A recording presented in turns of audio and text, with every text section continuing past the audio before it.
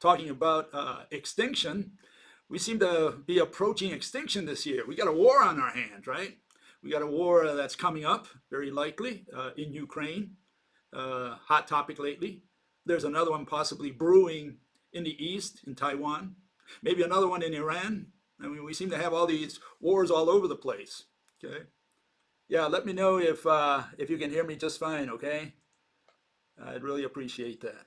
Anyways, talking about Ukraine. Uh, okay, thank you. Okay, thanks. Uh, uh, Talking about Ukraine, I have some inside scoop that you haven't heard about. Okay, and it's got to do with the American delegation met with a Russian delegation, and they talked, and a lot of that stuff was quiet. We didn't know really what happened behind closed doors. Okay, so the news did not print out anything or everything. I got the inside scoop. I've got some special contacts, and I can tell you this is what happened inside closed doors. Okay, let me set it up for you. Give me a second here. Okay, here it goes. Okay, listen tight.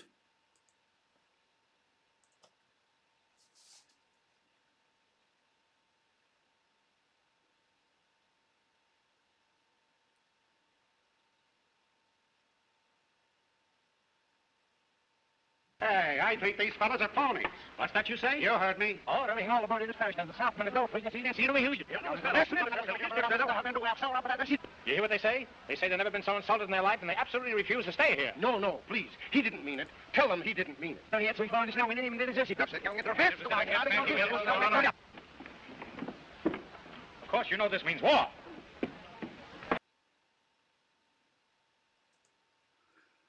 That's exactly what happened.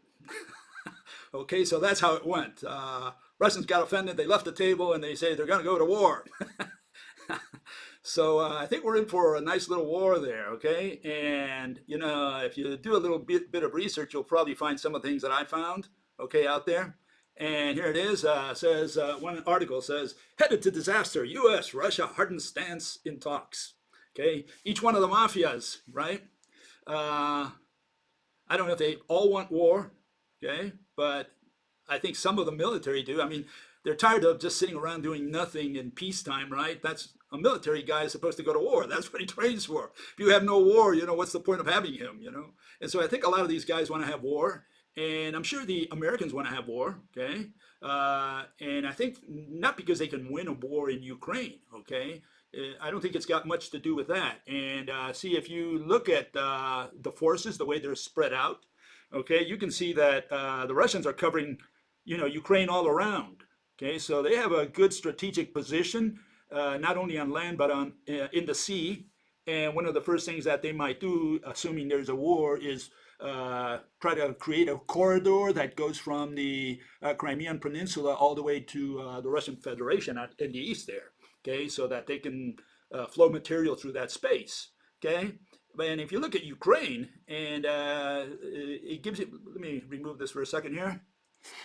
If you look at Ukraine, it's one of the last so-called Soviet Socialist republics that wants to leave the Union. We used to joke about it where we said that they are the union of fewer and fewer socialist republics because each one kept leaving.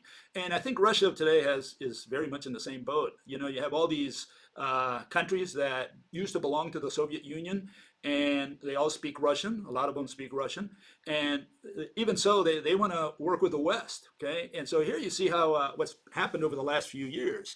You had the Warsaw Pact, included all the colored region, including Ukraine, and now that orange region has moved closer to the West, quite closer to the West.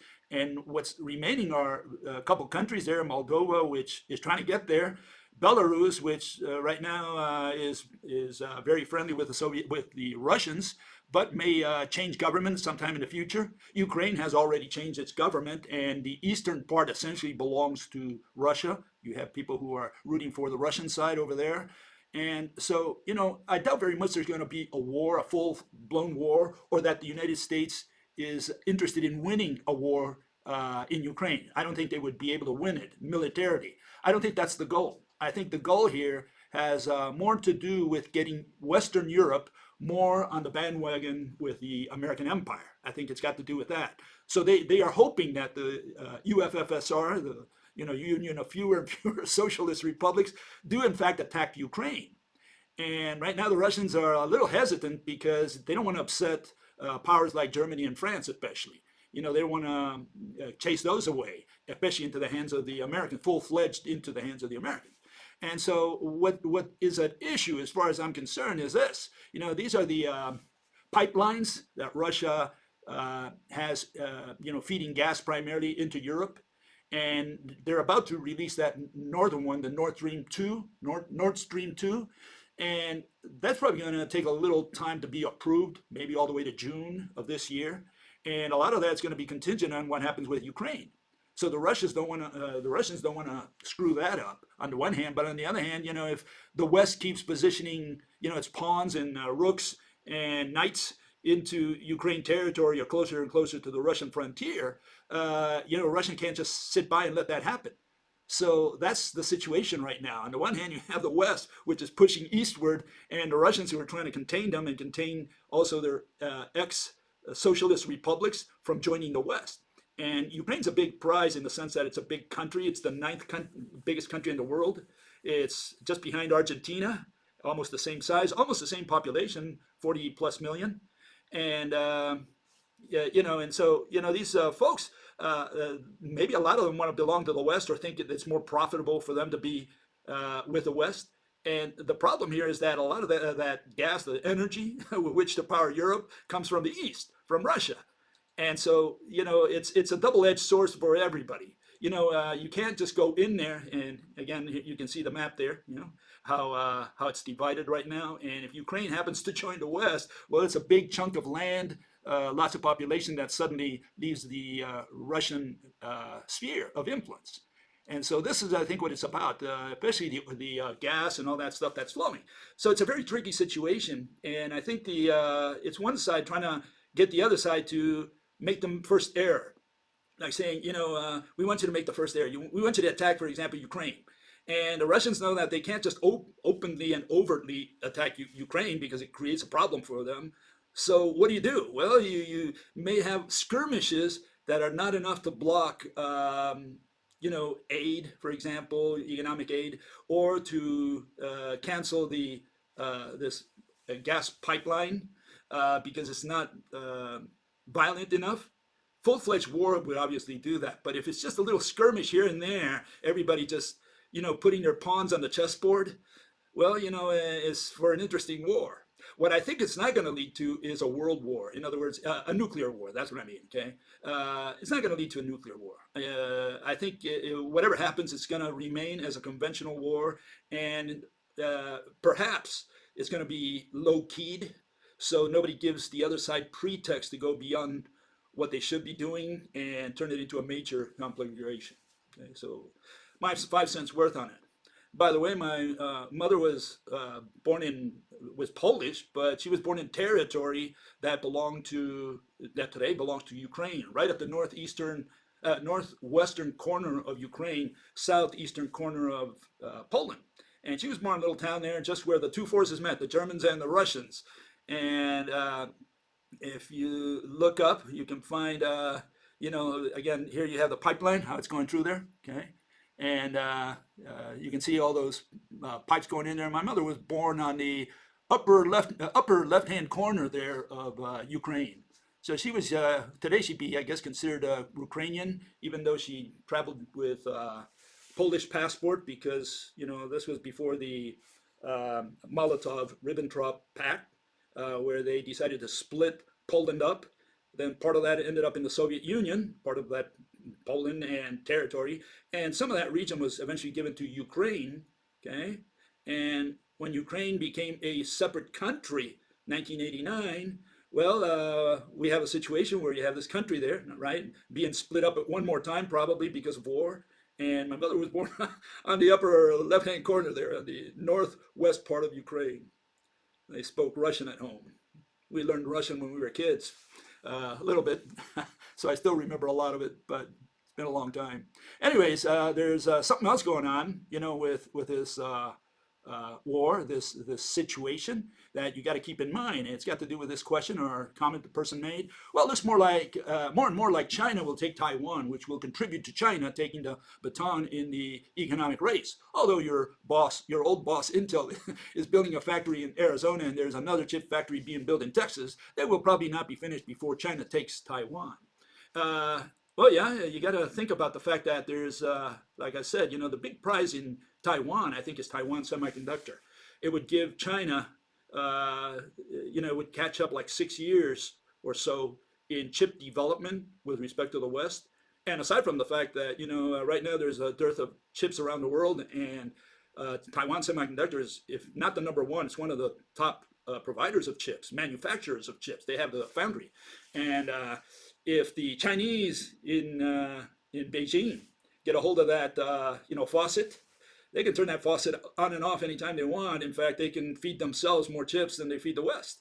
They can do a lot of stuff there. So I think that's a big prize. I'm sure Taiwan has other resources as well, but I think that's one of the big ones, okay, that China's after. And I'm sure the United States is very much aware of that. The United States government, they wouldn't want Taiwan Semiconductor to fall into the hands of China. So, but, if you have a war on one front, can you handle wars on two fronts, maybe on three fronts if you have another one against Iran? Now, the United States empire is pretty big. It's got a lot of forces everywhere. It also counts with the British and some other strong, military. So, it's if a world war develops this year with all these regions going into war, China making the most of the fact that, the United States is distracted in Europe, they might decide to go for Taiwan. So we don't know. This is going to be an interesting year as far as war is concerned. Now, a lot of people say, Bill, it's maybe a good idea we have a war. It would really stimulate the world economy. Well, I tend to disagree with that. I say that, we're past the manufacturing stage. World War I, World War II were manufacturing wars. It did stimulate manufacturing. A lot of car companies started making not only, cars, but weapons for especially vehicles, right, for the war effort. And a lot of women came out of their houses. They were housewives. And as their men went off to war, they went into the factories and started building, the bullets, the guns, the cannons, tanks for the war effort. That's done with. We're never going back to that again. Okay, all the equipment is now already in the hands of people. Everybody's armed to their teeth out there. And if they need more weapons, which they very likely will, they're already set up to do that kind of work. They know that if they need to create more weapons, they can get them, rolling anytime they want because everything is set up. Everybody's been preparing for such a war. But it's not like billions of people are going to go into the factories and start working. That's not going to happen. People are going to stay, in their offices doing programming and playing games, and very few people will really be absorbed into the manufacturing area. And never again will we go back to manufacturing. Okay, the age of manufacturing is over. So a war will not stimulate the economy, at least from a manufacturing standpoint. And people should forget about manufacturing, inventions, technology. It's dead. It'll never happen again. You missed it. It happened to your grandparents, not to you. Okay, so yeah, I don't think a war this time around will stimulate the global economy. Okay, now there are obviously internet resources involved, right? In the next war, right? If there is such a world war, but the weapons we have today, like I was mentioning a couple of weeks ago that the Russians tested a killer satellite. A satellite that goes out there and kills satellite communication satellites. If they start playing around with all that up there in space, we're all dead. We're all dead. We don't need to send the nukes. First of all, we wouldn't have a way to guide them without the satellites. But aside from that, all the money would be gone in the world. So if they happen to kill all the satellites, we're all dead. And that's how fragile our lives are, really, in the hands of a few who take those decisions. So, again, this is not going to be, first of all, a long-lasting war if it's a big war. If it's a small war, it can last years. And this could just be the starting point, what's happening now. But if it's a long war, like, a big war, like a world war, forget it. It's going to be done in a matter of weeks. And we have the power today. We have the energy, okay? Okay, talking about that region, there's another country that's involved in some kind of problems, and it's Kazakhstan. They had to intervene in there with troops to quiet the population, so to speak.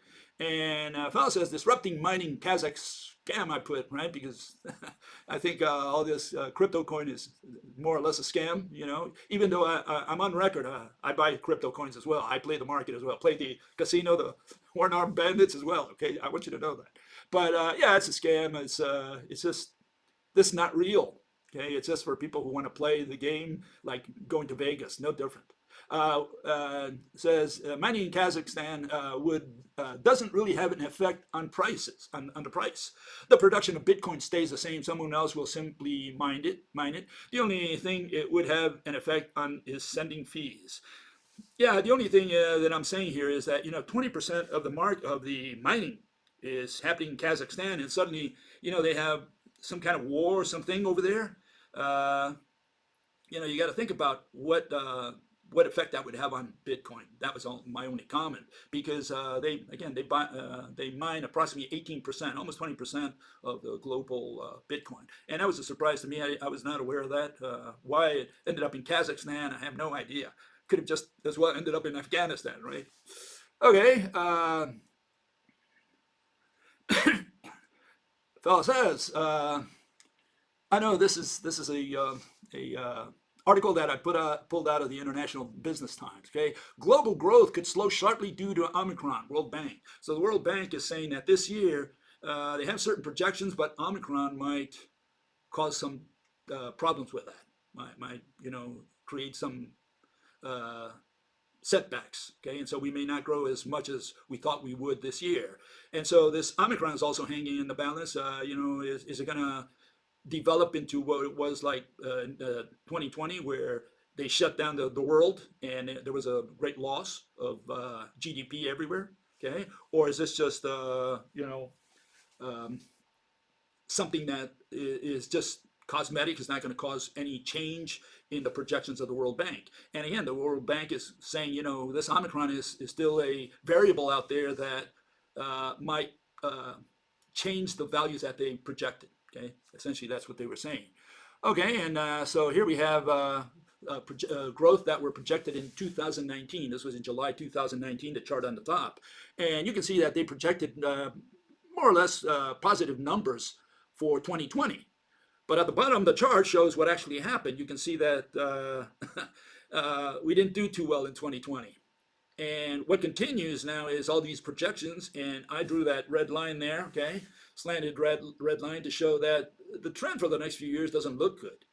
Now, hopefully, if if everything is more or less in line with projections. But if you add to this now a war, Omicron, and who knows what else, a couple wars maybe, I don't know, all bets are off. Maybe we get another negative like in 2020. So these are things you got to think about. My assessment, here it is. I show it with a map. The only area in the world that will be growing will be Antarctica, the red zone there. I think Antarctica has got a good chance to grow its GDP, and that's about it. I don't know about all the other countries, because a lot of countries are not doing very well right now. If you look at country by country, man, there's serious problems out there, and I don't think the war, assuming, and I'm almost sure a war, some kind of skirmish is going to happen. And all I can say is that's not going to help any country. Okay, it's not like one country's going to take advantage because Russia went down or the United States went down a little bit, and some of the other countries say, we're going to take advantage as it go up. No, remember, we're all in a service economy now. Service economy, you're producing nonsense. you're producing nothing. Okay, but nonsense is probably a better word. Okay, fellow says here, we're living in the oil age collapse. And he's talking about peak oil, okay? And I don't think peak oil has anything to do with anything, okay? Now, the Russian pipelines, for example, that go through Ukraine, by the way, I forgot to mention that, the Russian pipeline goes through Ukraine all the way to the west, to Western nations. And the issue there is that, the Russians can turn off, the Ukrainian pipeline and turn on the Nord Stream 2 pipeline and, feed gas through the through the sea to Germany and other regions, and not have to send it through Ukraine. And so that's another control that the Russians have in this war. In this right now, it's a diplomatic war, but it might go beyond that. But anyways, I don't think oil has anything to do with it. Partly because if we have problems, we're going to switch over to other sources of energy, to use that term. Okay, there's wind energy, there's nuclear. There's so much other things that we have out there that can replace oil in the long run. Just next maybe decade or so. That even if oil goes down and there's less and less oil out there, I think we just replace it. Remember, we replaced coal in the 19th century with oil. Okay, but until then, until the 19th century, it was coal that ran just about everything. And in fact, in some places around the world, they still do. This is a little story about J.D. Rockefeller, and he was one of the guys who really got rich producing oil and replacing coal. And what he did was create oil for the kerosene lamps. Okay, and everybody had a kerosene lamp or started having them. And then at some point in time, he switched over to cars. Okay, he found that instead of producing kerosene, he could produce gasoline. And when the car industry boomed, well, he became rich. And it's interesting that in 1911, they broke Standard Oil up like they did with the Baby Bells, the telephone company, and they broke those up. And I think they did the same thing with JD there. Okay, so. But yeah, you can replace a lot of substitute. If you can't do it this way, you do it that way. You do maybe, renewable resources and so on.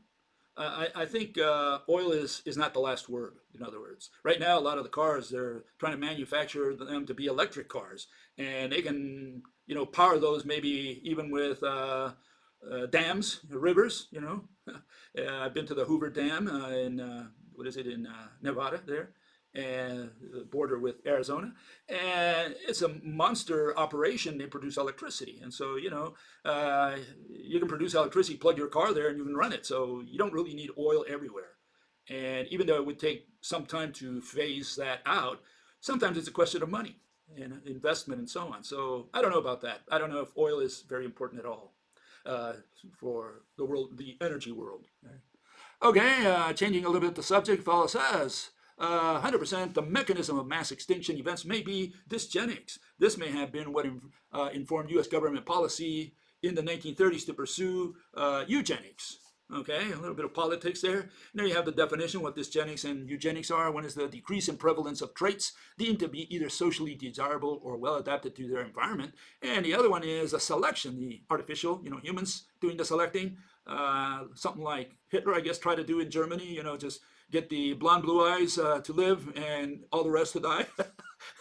And these are heritable characteristics in order to improve future generations. Okay. I don't think mass extinction has anything to do really with either one of these things. It's related to genetics only in the sense that population decline hurts the economy, only in that sense. Other than that, I don't think genetics, eugenics, or dysgenics has anything to do with a mass extinction, which is the one that's going to affect us. And so here are my theories. Okay, the mass extinction. What is it? Many species. What is it? What is the definition? A mass extinction has to do with food. It's the collapse, disappearance of an entire food chain. One food chain disappears, the other food chain continues onwards as if nothing. Okay, background extinction, that's more related to genetics, but it's got to do with the fact that a species has grown old. And yeah, that's what I argue here, that a species can grow old. What is an old species? Does it have anything to do or something to do, or is it necessary to do with how many times the Earth goes around the sun? The answer is no. Okay, it has to do with when a species, when its population pyramid overturns naturally. You can have a big accident where lots of individuals die. That's not an overturning of the population pyramid. I'm talking about a natural overturning of the population pyramid, meaning that more and more individuals are older, beyond reproductive age, and fewer individuals are in the reproductive age. That's what a population pyramid overturn is, and happens naturally to all species given enough time. And those that succumb to such process, that's known as a background extinction. That species alone disappears. Nobody knows why. I'm telling you why. It's the background. It's got to do with the overturning of the population pyramid, which at the same time, because of it's been inbreeding for thousands, hundreds of thousands of years, it has also lost genetic diversity. So you have a double whammy. You have a loss of genetic diversity with the overturning of the population pyramid. That causes, in my theory, that's what causes a background extinction. Mass extinction, disappearance of a food chain. Okay? Okay, a fella says, as regards the lack of human genetic diversity and the unavoidable consequence of inbreeding and the degree of certainty you hold, blah, blah, blah, blah, blah. My God, we got to straighten this fella out, okay? And the first step of a scientific method is assumption, okay? And assumption is not about certainty, you know? So what you have to understand is the scientific method. And scientific method, the first step is known as a hypothesis, which is an assumption. You have to make an assumption. Every theory, as it says there, is built on an assumption. You must lay the groundwork, the cornerstones of your theory, objects, definitions, and the statement of the facts. Not the facts. We don't know the facts. Only Mother Nature knows the facts. We have to set forth the statement of a fact. In other words, your version of what you think are the facts. Okay, and we take them, you know, we concede your facts, your version of the facts, just to understand your theory, not to believe it. Okay, just to understand it. So you need to produce the objects, the definitions, and the statement of the facts. Okay, that's known as a hypothesis. It's got nothing to do with certainty, with belief, or opinion. It has to do with presenting the assumptions, so you build your theory upon those assumptions. Your theory has to follow from those assumptions. Okay, my theory rests not on the certainty, but on the assumption that inbreeding eventually conduces to mentally, physically handicapped offspring. Okay, I'm saying that as far as background extinctions go, and one of the underlying factors, just one of the underlying factors of a mass extinction is that inbreeding. Okay? Inbreeding, is it because we become more vulnerable to diseases, to the environment, we can't change or adapt or whatever nonsense the geneticists talk about? No, it's got to do with something else. It's got to do with anyone who inbreeds is going to have rotten children. That's the theory here. We don't ask you to believe it. We're asking you to understand it. And that's what we use as an assumption for any theory related to background extinction. Okay? So that's the idea. You don't have to believe it, you just have to understand it. And I work off of this hypothesis because the Amish inbreeding resulted in handicapped children. Today we have quite a few rare, very rare genetic problems in the Amish community. And it's a good, you could say, experiment by Mother Nature, okay, with this group of people, this tribe called the Amish. Okay, they inbred for 300 years, and now they're having problems. Okay, so that's the point there. Then the other one's Calhoun's mice. He did it in 2 years. I think he's the first individual who created homosexuality in the lab. The mice became, and rats both, they became homosexual and autistic. And he did that in several generations. It took about 2 years to something close to the year, like 656 days, something like that. And he did several of these experiments, about 30 years doing these experiments. And the other one is the Neanderthals. They lost genetic diversity. So you can check out, look up, do some research on that. You'll find that in the last 50,000 years, what few fossils we have from the Neanderthals, even those show that there was a loss of genetic diversity over time. And I have a couple of papers that I've, filed away that I have for reference, where it shows this. I think there's no doubt in anybody's mind that the Neanderthals lost genetic diversity over time. And at the end, I don't know what kind of Neanderthals are coming out of the female's wombs. Okay, so yeah, that's another reason that I like this hypothesis, this assumption, why I work from this assumption. And the other one is the results that I see in mankind today. I see it all around us. So, you might say, well, it's just the way you interpret. Yeah, it is, but I just have reasons for these assumptions. It's not that I pulled them out of, my nose holes. Okay, again, it's whatever assumptions you want to work with. Those are the ones that I work with, and I work from them because of those reasons. Okay, so it's not like I pulled them out of nowhere.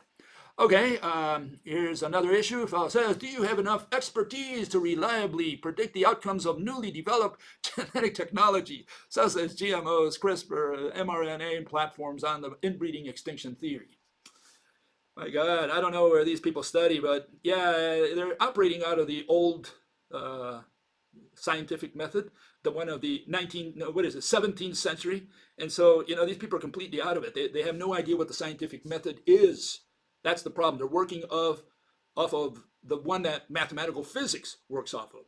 And that's not a scientific method at all. It's the religious method. So you can't talk about it. If you ask these questions, it shows that you have no idea whatsoever what science is about. Okay, and here it is. Okay, in science, we do not make predictions. Okay, predictions are the sole province of mathematics. Irrationality, in other words. Mathematics is 150% irrational. They only have irrational explanations. Why? Because they end up moving concepts around. That's why it's irrational. And that's what you get for following the scientific method created in the 17th century, so-called scientific revolution. Science is not equal to technology. And so to relate science to technology and say, what technology can you predict? No, you don't predict technologies, okay? Not in science. That's done in the labs. It's got nothing to do with science at all. In fact, they do a lot of that by trial and error. And in science, we do not do R&D, no research and development. So we don't. So that question is completely off topic in science. Science, what is it? Rational explanations. If it ain't rational, it ain't science. That's how it is. Okay. What's irrational? Moving concepts and undefined words. Primarily those two. And that essentially summarizes mathematical physics. Mathematical physics is in the business of moving concepts around. They transfer energy and they warp the time. And they shake the field, it's a vibrating field, an excited field. Okay? So no, that's not science, but that's what these people do. And when they say, oh, your computer wouldn't work if it weren't for quantum, or GPS wouldn't work if it weren't for general relativity, it just shows, again, mental retardation. That's all it shows, okay? Because science has nothing to do with technology. Does the fact that GPS works means that time is warped? That time is a physical object that is warped like a banana? Does the fact that your computer works, does that prove what quantum says, that a particle can be at two places at once, which ain't a particle to begin with because it's a wave function collapse? So no, technology does not prove theories. Okay, and those people who make that mistake simply have not been, in touch with science. They do religion. They think they're doing science.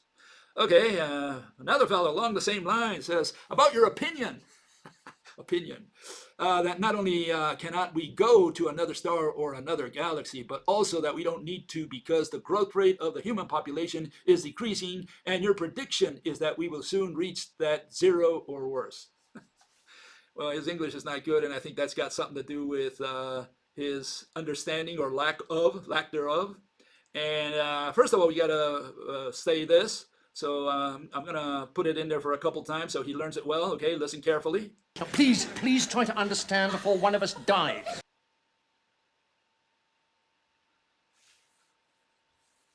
Now, please try to understand before one of us dies. Okay, so please try to understand before one of us dies. Okay, so here it is, okay? Theory is not equal to prediction, okay? First of all, theory is equal to explanation, okay? Prediction is a description. If you just say that tomorrow there's going to be an eclipse, you haven't explained anything. All you did was describe something. And if you want to explain, well, you can only explain a consummated event. It means, you got to explain something that already happened. That means prediction is quite unlike explanation. Okay, prediction is only a description without more. As soon as you explain why there's going to be an eclipse tomorrow, it's because you have had some experience with eclipses. And now you're talking about the past, not about the future. So it no longer is a prediction. And again, you're focusing on the wrong aspect. Prediction is a bad habit of the religion of mathematics. That's all a prediction is. We don't do predictions in science. Okay, the issue is not when, okay, time. The issue is the mechanism. Okay, so when we talk about the extinction of man, we're talking about the mechanism, not about when it is. And you can't use the word prediction because it's got nothing to do with time. Okay, it's not an issue of time, it's an issue of when. And I'll give you an example. Let me put this over here for a second here. I make a prediction. Let me make a good prediction. And here it is, okay? Very precise, okay? Someday humans are going to die. Now, how's that for a prediction? And you say, well, yeah, what does that mean? Is that a prediction? If I say that on the 1st of May of the year 2030, the last human is going to die, you could say that's a prediction. But to say that someday humans are going to die, I'm not sure, there's a difference in those types of predictions, right? And then you have the supernatural predictions known as, foretelling. And, we have a lot of those like in the Bible. People making these, like in Revelation, they say, oh, this is what's going to happen to the world in the future. Yeah, and they were all, those where God approaches the guy and whispers something in his ears. So he says, oh, I've seen the light. Let me tell you what I've seen. Possibly was on drugs. So we're not talking about any of that. We're saying when we talk about extinction, we're saying that there's something humans can't do anything about. That's got nothing to do with prediction. It's got to do with mechanism. Okay, we're talking about the mechanism that causes a mass extinction, like what caused the mass extinction of the dinosaurs. And we go in and pick out a mechanism, say, well, this is what caused the extinction of the dinosaurs. Now we project that onto man and say, can man elude this same mechanism, this same process? And if man cannot elude it, then we can safely say that someday humans will become extinct. And then the other issue is, if the theory itself shows that the extinction is imminent, then we can say that very soon humans will become extinct. It's got nothing to do with prediction. It's got to do with mechanisms and unavoidability. And it takes, some people a long time to learn what this is about. They keep focusing on prediction. Of course, they'll never get it right. Anyways, the issue is not when, the issue is mechanism, and the issue is what if man encounters the same predicament, okay, as, for example, the dinosaurs. Can man overcome situation with intelligence, technology, ability to foresee events and react to them? And what we're saying is that, humans cannot avoid the same mechanism that cost the lives of the dinosaurs and the plants they ate. We cannot avoid it. And so that's the issue. And so if the guy wants to insist on prediction, well, I don't know what to tell him, okay? Yeah, again, prediction is a bad word. Okay, and there, here's another situation, okay? Let me put this up here. Let me put this over here. Get a little screwed up here. Give me a second. Okay, I'm back. Okay, so this is the situation. Fellow says, well, this is just another situation. I'm going to make a prediction. I'm going to make a prediction that if you take one more step, you're going to fall off the cliff. Okay, you're going to fall off the edge all the way to the bottom of the valley. Maybe kill yourself if it's far enough on the rocks. And you say, well, but that's your opinion. You're making a prediction. You're predicting a future. You don't know what's going to happen. Well, here we're talking about inevitability. We're talking about unavoidability. We're saying that if you take that extra step, it's guaranteed you're going to fall down to the rocks below. And so is the guy going to say, well, that's a prediction? No, it's not. It's got nothing to do with prediction. It's got to do with unavoidability. The fact that this fellow here, if he takes that extra step, he cannot avoid falling down the cliff. And so, again, these people keep insisting on the wrong on the wrong issue, talking about prediction when we're talking about unavoidability and inevitability. Okay, and here let me show you what this fellow said. He said, in all this reasoning, you have not taken into account the inevitable human desire for the development of technology and the challenges of death. First of all, we're not developing any more technology. We're done with technology. Okay, so whatever comes now is cosmetic changes on stuff that we already have. We make the blue car red. That's all we can do. Cosmetic changes. Right now, we've got no more inventions at least that will put people to work, which is the real value of inventions. Humanity wants to go into the black sky, erroneously called space. Okay, it wants to walk on the moon. If once it wants to see the blue pearl with its own eyes. The question arises: if humanity went up and down on the moon 6 times in 4 years in the years 69 to 72 of the last century, why don't we have an aerospace company that takes us back and forth to the lunar cities that humanity would have built in, I guess, the last 50 years? Well, for me, it's unbelievable. Some people still, flat earthers, like this fellow Shirley, they believe we never went to the moon. And their argument is that we couldn't have gone to the moon because we haven't gone there in 50 years. I mean, we should have built cities and had a whole, land populated by now. We never went there again.